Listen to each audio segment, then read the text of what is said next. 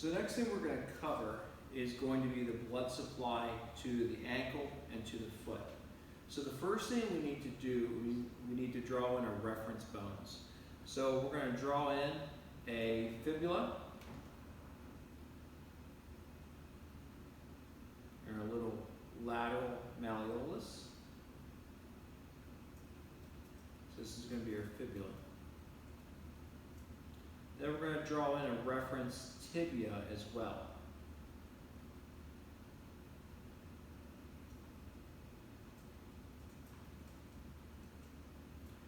To be clear, the first drawing we're going to do is going to be the anterior blood supply.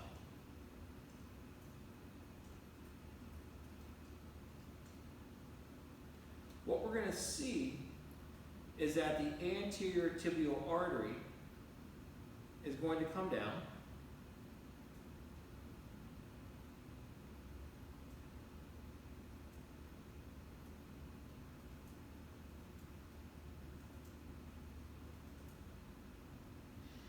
and it's going to give off a couple branches in and around the ankle. It's also going to pass distal to the ankle joint itself on the anterior surface. And what we're going to see is we're going to see this large Y-shaped structure.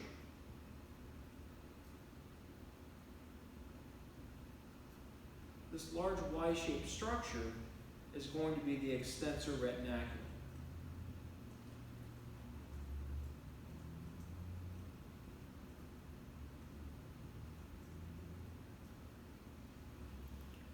Once we get distal to the extensor retinaculum, this artery is now going to be called Dorsalis Pedis.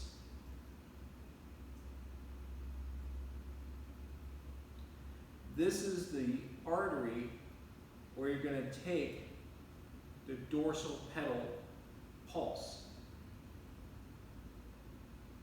This artery will continue down, continue distal into the foot, and it's going to give off another branch that's going to be called the arcuate branch, and it just is going to be a big arc. We're also going to see this branch give off several branches, and those are all going to be stemming towards the digits.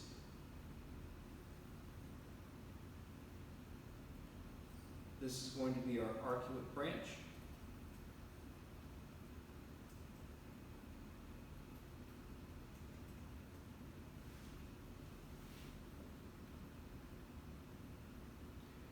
Down here, since these are going to go to the metatarsals and they're on the dorsal side, we're going to call them the dorsal metatarsal arteries.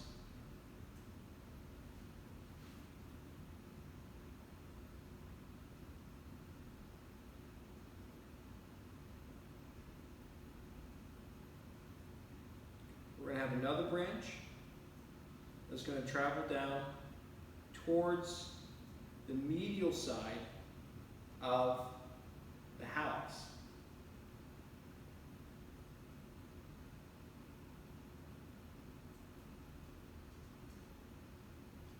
And that's going to be our hallux branch.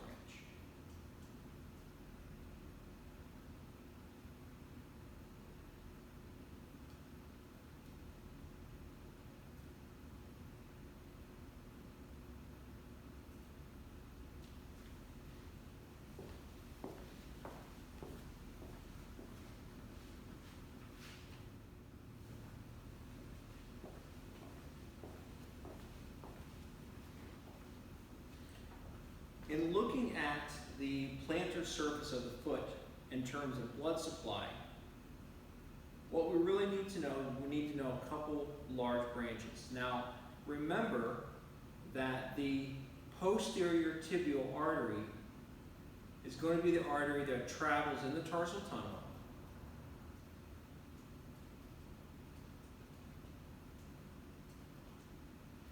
And what it's going to do is it's going to give off two main branches. It's going to bifurcate. It's going to bifurcate into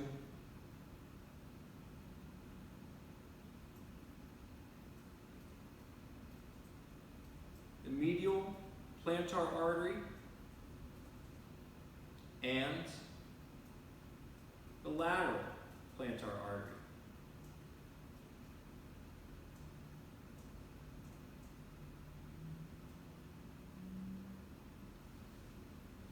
These structures are actually going to be just superficial to the second layer of foot muscle. So remember that the first layer of foot muscle is going to consist of abductor hallucis brevis, abductor digiti minimi, and flexor digitorum brevis. The second layer of foot muscle is going to be quadratus plantae, which we're going to draw on right here. And remember that quadratus plantae actually attaches in to the tendon of flexor digitorum longus. So what we're going to see is flexor digitorum longus comes up, these big branches as a tendon, and goes to each of my digits 2 through 5. Remember, the hallux or the great toe has its own branch. And quadratus plantae, which is right here,